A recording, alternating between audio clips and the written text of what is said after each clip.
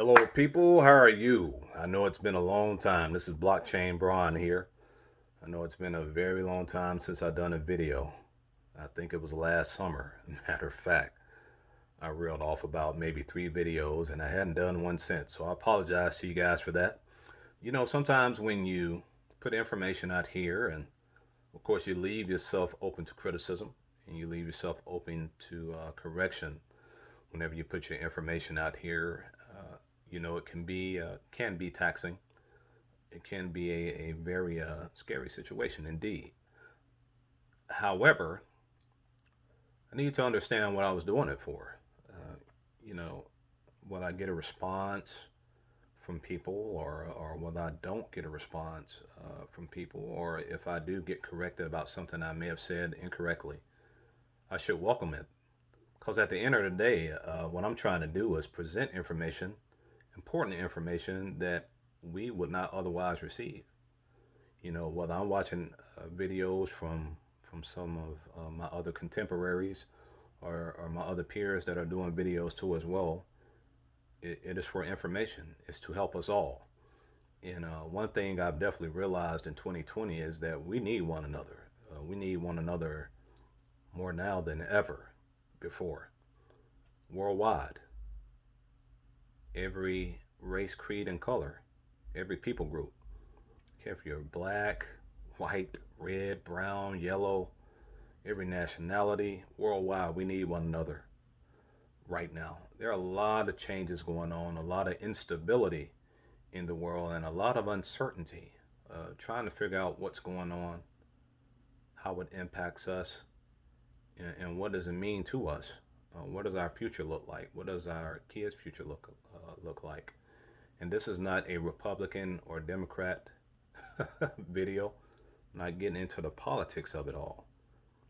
I'm just simply here to offer information, and offer information more on the area I like to deal with as far as digital assets, blockchain technology, and then from the financial industry standpoint, an industry that I've been a part of for the past 25 years, which I thank God for that. I have been in the financial industry for 25 years, working in different aspects of finance, from retirement plans to executive benefits, when you're dealing with highly compensated employees, uh, to trust, which is what I went to school for. I actually went to school for trust, and that was my major. I minored in financial planning, and so trust has been a big part of my life for a very long time.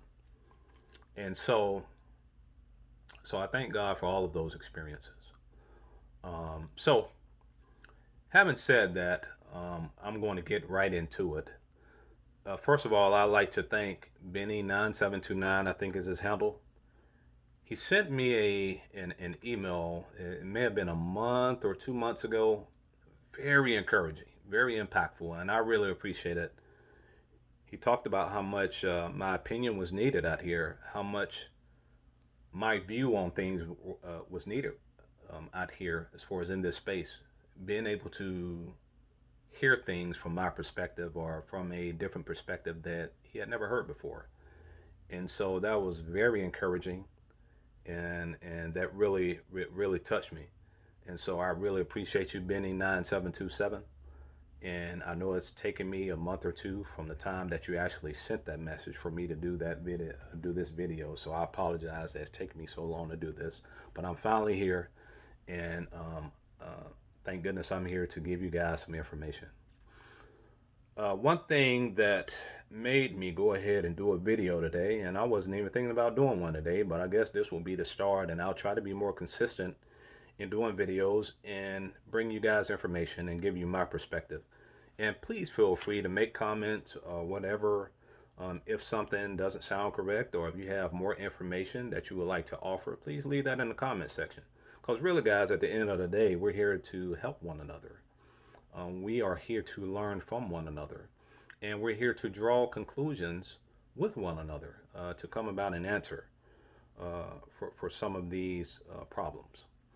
And so at the end of the day, that's what math is about, isn't it? Math is about having a problem and you coming about the answer.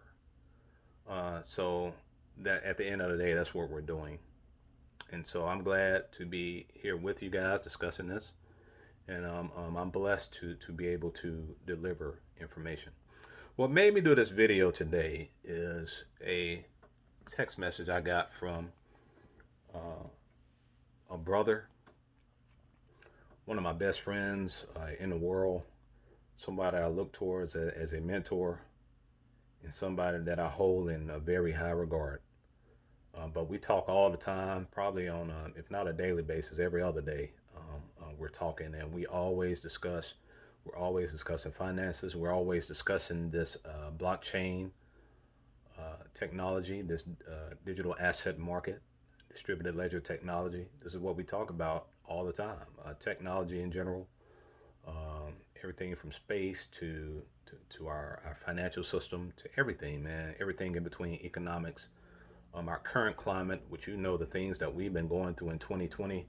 You're talking about needing one another. We've never needed one another like we need one another now. And so, um, what he brought to my attention today, he sent me a text message and he had a link attached to it. He said, "We have regulation. Now what? We have regulation. Now what?" And him saying that was in reference to the Blockchain Innovation Act being passed, along with the Digital Taxonomy Act being passed. And let me repeat that. We have the Blockchain Innovation Act being passed, along with the Digital Taxonomy Act being passed.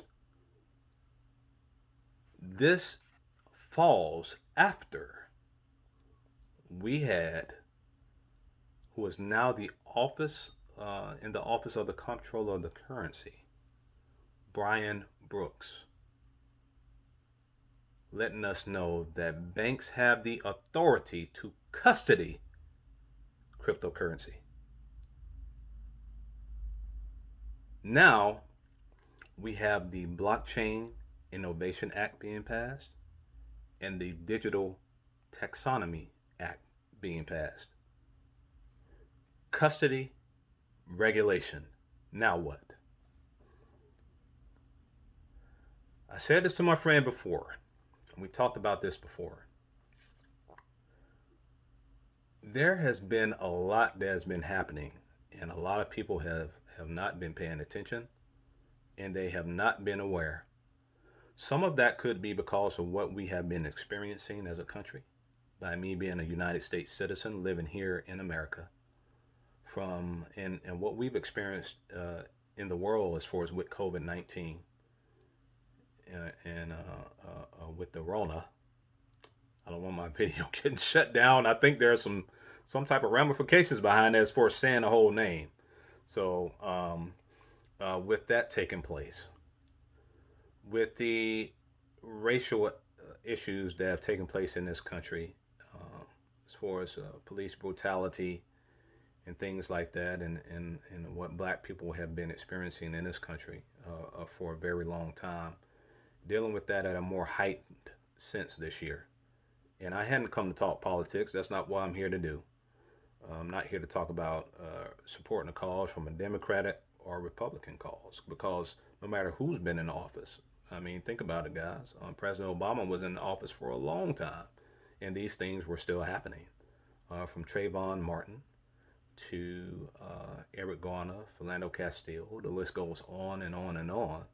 These things happened while President Obama was in office. So we cannot, and maybe some things, there's a whole lot you can hold President Trump accountable for, but when it comes to race relations and things like that, this is something that we have to come together on. Be willing to sit down and talk, and just not talk out of anger and emotion, but really sit down and talk, and not just talk, but put some type of legislative things in motion to bring about change. And it's going to take all of us, man. It's going to take all of us. Hate is not the answer as far as hating one another, I don't think. That's not the answer. Not taking responsibility and accountability is not the answer. taking accountability and fixing a problem, I think, is the answer. And so, having said that, let me go ahead and get past that because that's not what this video is about. So please forgive me for going off on a tangent. But guys, we are at a very important time right now, and a lot of people are not paying attention. Talked to a couple of friends of mine. This has been maybe a month or two ago, and I talked to them about getting some XRP, or making sure that they were invested in a cryptocurrency market in some way, form, or fashion right now to take advantage of the market. And that we're headed towards a very important time, and I don't know how much longer they have before they can invest in this market before it just shoots up and it's going to be too expensive to invest in. And so they were bringing up all these things that really had nothing to do with what I know this market to be, and nothing to do with what was going on right now. It was like an excuse to get around why they weren't investing in this market. And the points that were being made, I personally think, were totally irrelevant to the current situation and irrelevant to this market.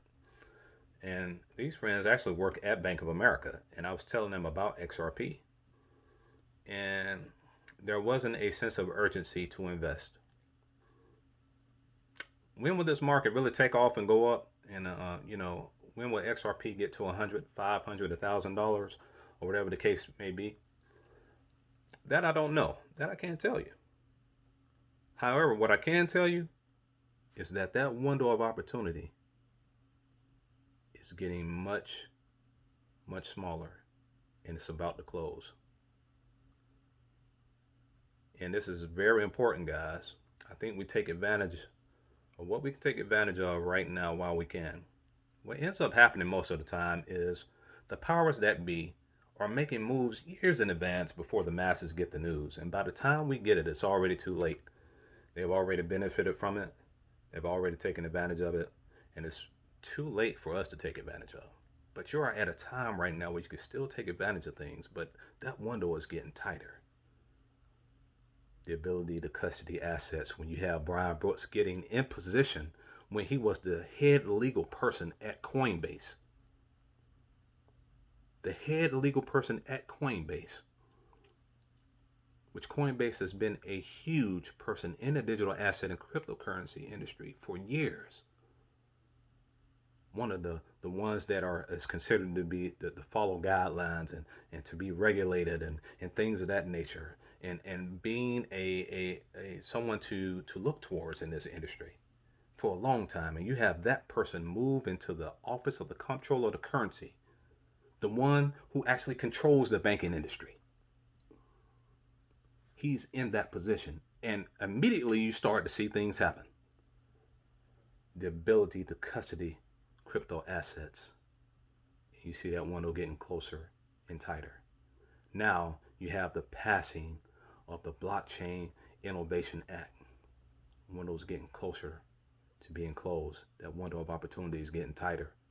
Then you have the Digital Taxonomy Act being passed. Now that window is closing even more. Guys, you got to take advantage of this while you can.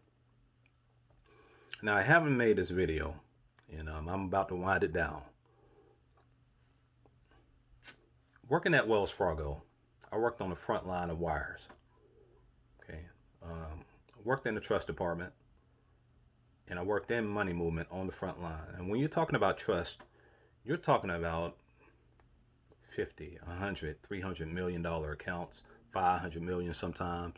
You might have 3 separate accounts that add up to $1 billion, and you're moving this type of money. So we're talking about very serious stuff here. Working with Swift, working with my first time actually seeing chips, when transferring money to Asia, knowing how Swift works and how it operates. Then knowing how we transfer funds in this country between accounts, knowing the importance of having an intermediary or intermediary bank, having them in place in order to move funds, especially when you're talking cross-border. Um, Learning about the whole nostril-vostro relationship, knowing about exchange rates and how when money is moved from the United States and you may be moving it to another part of the world, that whatever the value is when you move it from the US, when it gets to whatever part of the world it's getting to, it may not be that same value because of the exchange rate, because of the differences between currencies, because of maybe one currency being stronger than the other. Your rates are going to be different. The value of each currency may be different. So with the movement of that, whatever whatever country it's moving to, the amount of money that's being moved can be significantly different by the time it gets to its destination. So knowing that, knowing how the travel rule works, the travel rule being that the information that's going to travel with each wire. And depending on what type of account it is, whether you have an LLC, whether you have a foundation, whether you have a individual retirement account, whether you have a trust, or whether you have a investment management account, depending on what account you have, there's certain information that must travel with that wire because you're being audited on a regular basis internally and externally. And if the information that's supposed to travel with this wire is incorrect when it's audited, then there could be big ramifications behind this when you're audited if there's certain information that's not in place when it's traveled. A lot of scrutiny under wires, and very important. So you're dealing with some very serious things.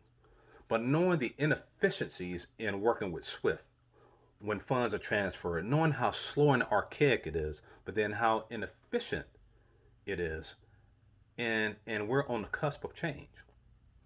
At every meeting we would have a quarterly meeting at Wells Fargo and company wide, and so we would have the big dogs come in and talk. At every meeting we would have, I would always bring up something about digital assets. I will always, since I worked on the front line of wires, I would always talk about the inefficiencies that we had and how important it is that we needed to do something and make some changes. We need to make some improvements. And I would always bring up as well because I knew this, and you guys that work in the industry or maybe that work for this company, you know this too as well. How fidelity has always been a staple, especially when it comes to technology and the client experience. And they always seem to have a leg up on the industry. And how important it is that we get to this point of efficiency because when you're dealing with millions of dollars and when you're dealing with things like that, or when you're dealing with people's assets in general, to me, and you guys can correct me if I'm wrong, but to me, there are two main things that an investor, that a client looks at when you're dealing with their assets. They want two main things outside of service. So we're talking about, to me, two main things. They want to know that their assets are protected and safe. Okay. Safekeeping is a definition for custody. They want to know that their assets are safe. And they want to know that whenever they want to get their funds out, whenever they want to move their funds, that they can do it efficiently and do it swiftly. Pun intended. But Swift is not too swift anymore. Okay? So they want those are like two main things. They want to know that their assets are protected and safe. And that whenever they want to move their money, whenever they want to get their money out, they want to be able to do that efficiently and they want to be able to do that fast. And in my opinion, Swift has not offered that within the past decade, 2 decades or whatever. It's not been as efficient as it could be. You're basically dealing with analog technology in the digital world. Now, there have been some improvements. They made improvements, and I hear that even more improvements are taking place with Swift. But you have technologies that are being developed. You have a technology in place when you're talking about Ripple and XRP being the underlying asset of Ripple. You're talking about something that can be moved 1,500 transactions per second. being able to complete a ledger, I believe, every 4 seconds or something like that, or being able to remove a ledger every 4 seconds. If I said that incorrectly, please feel free to correct me. Um, so, so you're talking about something that's very fast and efficient. And so, um, and then you hear things now about the quantum financial system. Oh my God, that's going to take a whole nother video. I'm not even going to get into that. But at its kind of uh, I want to say elementary level, quantum financial system is basically kind of like a global system that they said is in position to take place of Swift based off of satellites that's been launched into orbit, and these nodes being developed on each satellite. Could you imagine the efficiency of that? Could you imagine the unbanked people that would be banked behind that? Um, and knowing that places like Starlink have launched thousands and thousands of satellites into orbit. Amazon is launching thousands of satellites into orbit. And then it makes you wonder, what is this for? As I told you before in this video, things are put into motion and developed months, years ahead of time before the masses get the news. And by the time we get it, it's already too late. So, um, so knowing this, so I would always bring, going back to Wells Fargo, I would always bring up something about digital assets and something about cryptocurrencies, blockchain technology, distributed ledger technology at every meeting. And say, yeah, we have something, we have a group that's working on things and things of that nature, and they're putting things in motion. And I thought they were blowing off hot air. I'm like, yeah, they don't have anybody working on things. But then you hear about JP Morgan developing their own coin, and you hear about Facebook coming about with the Libra coin. And you say, okay, maybe there's something going on here. And then all of a sudden you hear in, I believe it was 2019, that Wells Fargo is working with R3. What? So you have Wells Fargo saying that they're developing their own uh, in-house blockchain. They're developing their own digital asset, Wells Fargo Cash, either Wells Fargo Cash coin or something of that nature. And so they're wanting to put this thing into motion, developing a blockchain in-house, being able to use it in-house, but nothing that they're going to distribute out to the financial industry at large, but just in-house. And you see a lot of these different projects coming out, or you hear about them in the news, that these particular financial institutions are developing their own in-house blockchain technology with their own underlying cryptocurrency or stable coin. And you're like, oh wow, huh? Maybe they had something there. Maybe they were telling the truth. As I told you before, guys, things happen months, years in advance before we get the news.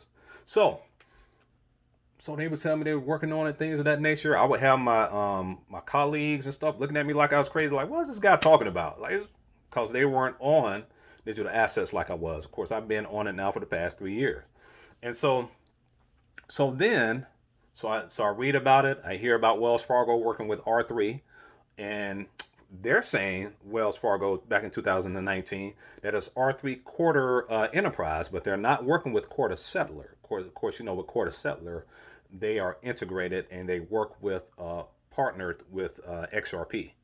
And so Wells Fargo said intently and specifically that we are not working with any other cryptocurrency. We have our own in-house system that we're working with. We have our own cryptocurrency that we're working with. Now, if that's true or not, I don't know. But as powerful as XRP is, powerful as Ripple is as a company, as innovative as it is, I don't understand why you wouldn't work with them. So if it's true or not, I don't know, but that's what they said. So now you fast forward, okay? Before I left in January, there was a new system that was being implemented starting in November, December of last year in 2019. And then before I left in January, it's been kicked up. I think they are working on this new system as we speak. So we had every cryptocurrency acronym in the world that we could transfer funds to or that we could use. And that was one particular cryptocurrency that, not cryptocurrency, but currency. There was one particular currency that caught my eye. So we had every currency acronym in the world, whether it be a Australian dollar, whether it be a Mexican peso, Japanese yuan, Chinese yuan, Japanese yen, Chinese yuan or renminbi, whether it be a shekel or Australian dollar, whatever the case may be. We had them all listed in a drop down box. And there was one that I saw before I left that really let me know that they weren't playing around. That this was very serious, very serious. They were very serious about what they were doing, and this let me know that things are about to change, and we better get on board, or we're going to miss the train. We're going to miss the boat. Within the contents of the drop-down box, I had never seen this before. They had an acronym that really made me go outside and take a breath. The acronym was XDR. Did you hear that, guys? The acronym that I saw was XDR. XDR is the acronym for the special drawing rights. Special drawing rights derives from the Bretton Woods. It derives from leveling the playing field. When I saw that there, I said, oh my goodness, things are about to change. Then you hear about Brian Brooks being put into place. Then you hear about banks having the authority to custody cryptocurrency and digital assets. Then you hear about regulation, the passing of the Blockchain Innovation Act, the passing of the Digital Taxonomy Act. Guys, we are at a very important time right now. And these things have been matriculating. These things have been put into motion, and they are connecting, and this thing is moving fast. It's hard to believe that we're heading towards the fourth quarter of this year. All the things that have happened in 2020. Very important things, from Rona to what we've been dealing with in America as far as race relations. But I think the biggest thing that people are missing is what we've been dealing with in the financial industry. I believe we're on the brink, on the cusp of our whole financial system changing. And people are not even paying attention.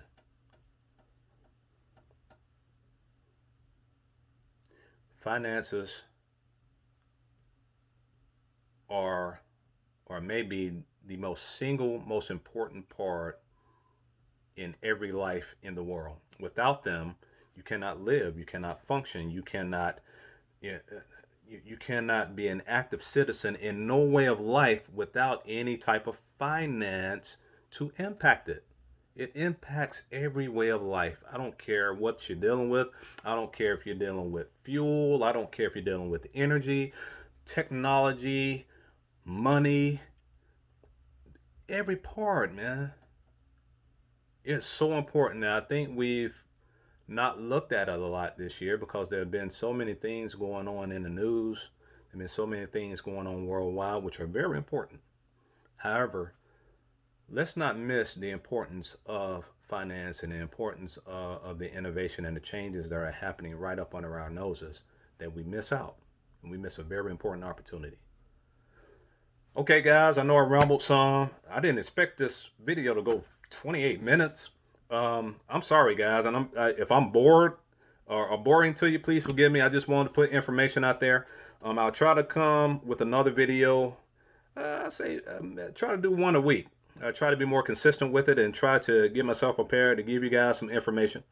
And as I said before, if you see something or hear something that was incorrect or could have been maybe said better, hey, feel free to comment. As I said before, we're here to help one another. But the big banks and the big corporations, oh, they're on top of it now. And there are some changes being implemented. When you see amongst all these currencies in the world, you look at it and they have the special drawing rights as an option. Amongst these currencies and things that we've seen for years and decades, now all of a sudden you implement and you see the special drawing rights as an option. Then you have the ability to custody crypto assets now, and then you see the digital Taxonomy Act being passed. You see the Blockchain Innovation Act being passed. So now you got custody on top of regulation. You guys better get ready if you're not ready. I don't know how much longer you have. That window is probably about right here. You have a little bit of a crack right now, but that window of opportunity is very minimal. Maybe you can get a sheet of paper up under in between that window of opportunity right now as far as through that crack. All right, you guys have a great day. This is Blockchain Braun here. Thank you for allowing me to spend time with you, and I hope you guys have a great day. Peace.